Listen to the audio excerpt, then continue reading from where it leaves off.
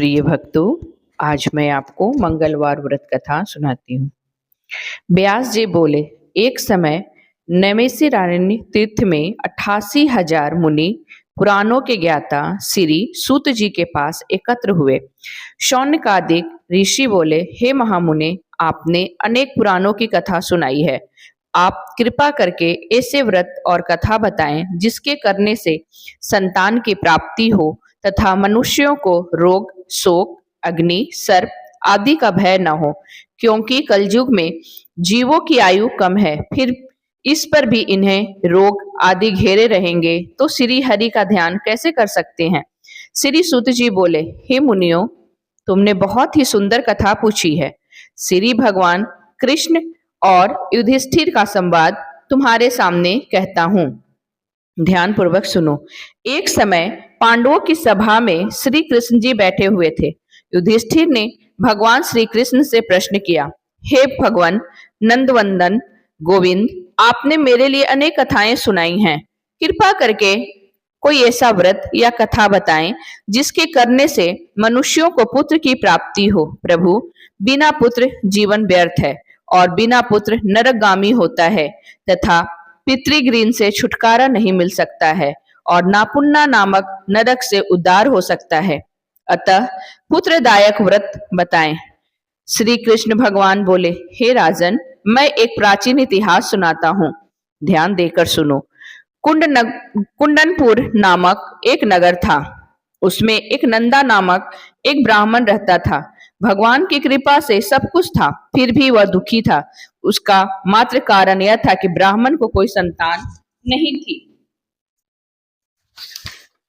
ब्राह्मण की पत्नी सुनंदा पतिव्रता थी, भक्ति पूर्वक हनुमान जी की आराधना करती थी। मंगलवार के दिन व्रत के अंत में भोजन बनाकर हनुमान जी का भोग लगाने के बाद स्वयं भोजन करती थी। एक दिन मंगलवार के दिन ब्राह्मणी कार्य की अधिकता से हनुमान जी का भोग न लगा सकी तो ब्राह्मणी को बहुत दुख हुआ। उसने कुछ भी नहीं खाया पिया और अपने मन में प्रण करके सो गई कि अब तो अगले मंगलवार को ही महावीर जी का भोग लगाकर अन्न जल ग्रहण करूंगी। ब्राह्मणी रोजाना भोजन बनाती थी, परंतु स्वयं भोजन नहीं करती और मन ही मन से श्री हनुमान जी की आराधना करती रहती थी। इसी प्रकार 6 दिन बीत गए। ब्राह्मणी सुनंदा अपने निश्चय के अनुसार भूखी प्यासी रही। मंगलवार के दिन सुनंदा प्रातः काल ही मूर्छित होकर गिर पड़ी। उसकी भक्ति के प्रभाव से हनुमान जी प्रसन्न हुए और प्रकट होकर बोले, मैं तेरी भक्ति से प्रसन्न हूँ, तू वर मांग। सुनंदा बोली, प्रभु, मेरा कोई संतान नहीं है, कृपा करके पुत्र व कन्या प्रदान करे, आपकी अति कृपा होगी। श्री महावीर जी बोले, तेरी इच्छा पूर्ण होगी, तेरी एक कन्या पैदा होगी और उसे अष्टांग रोज सोना दिया करेगी।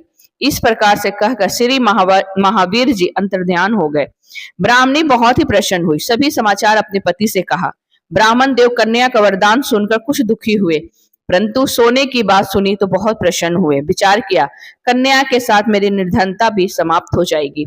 श्री महावीर जी की कृपा से वह ब्राह्मणी गर्भवती हुई और 10वें महीने में जाकर उसे कन्या रूपी रत्न प्राप्त हुआ। वह बालिका अपने पिता के घर में जिस प्रकार शुक्ल पक्ष का चंद्रमा बढ़ता है, ठीक उसी प्रकार वह अपने पिता के घर में नित्य बढ़ने लगी। 10वें दिन ब्राह्मण ने इस बालिका का नामांकन संस्कार कराया तो इसके कुल पुरोहित ने इस बालिका का नाम रतनबाला रखा, क्योंकि यह कन्या सोना दिया करती थी। इस कन्या ने पूर्व जन्म में बड़े ही विधि विधान पूर्वक मंगल देव का व्रत किया था। रतनबाला का अष्टांग बहुत सा सोना देता था।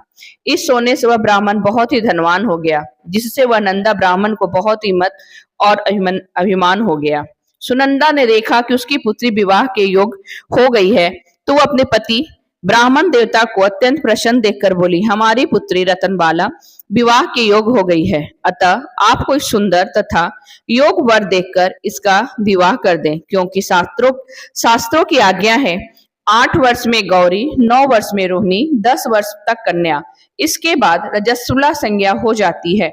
गौरी के दान से पाताल लोक की प्राप्ति होती है, रोहिणी के दान से वैकुंठ की प्राप्ति होती है, कन्या के दान से इस लोक में सुखों की प्राप्ति होती है। अगर हे पतिदेव रजस्वला का दान दिया जाता है तो गौरव नरक की प्राप्ति होती है।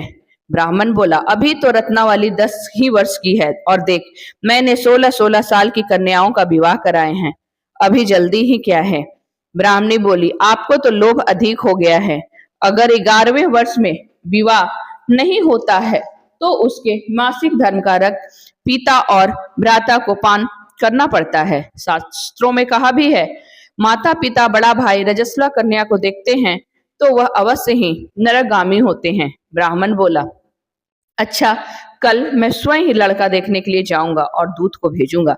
दूसरे दिन ब्राह्मण ने अपने दूत को बुलाया और आज्ञा दी कि जैसी मेरी सुंदर कन्या है वैसे ही सुंदर वर की तलाश कर लाओ। दूत ने अपने स्वामी की आज्ञा पाकर मुंबई के नगर में एक सुंदर ब्राह्मण के बालक को देखा।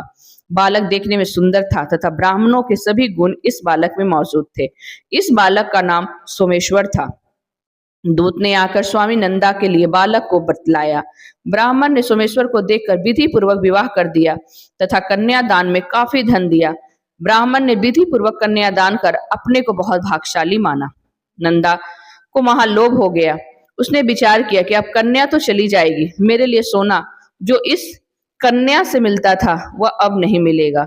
मेरे पास जो धन था इसकी शादी में खर्च हो गया और जो कुछ भी है वह कुछ समय में नष्ट हो जाएगा।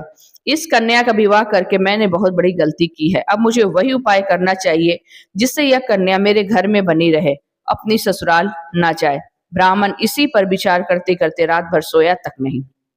उसने विचार किया, जब कन्या को लेकर सोमेश्वर अपने घर के लिए जाएगा तो छिपकर मार्ग में उसका वध कर देगा और अपनी कन्या रतनबाला को अपने घर ले आएगा, जिससे उसके लिए नियमित रूप से सोना मिलता रहेगा और समाज का कोई मनुष्य उसे दोष नहीं दे सकेगा।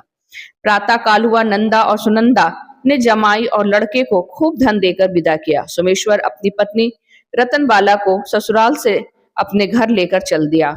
ब्राह्मण नंदा महालोभ के वशीभूत होकर मार्ग में छिपा हुआ था और जमाई को मारकर रतनबाला को फिर अपने घर ले आए, जिससे उसे अष्टांग सोना मिलता रहे, वह कभी निर्धन ना हो जाए।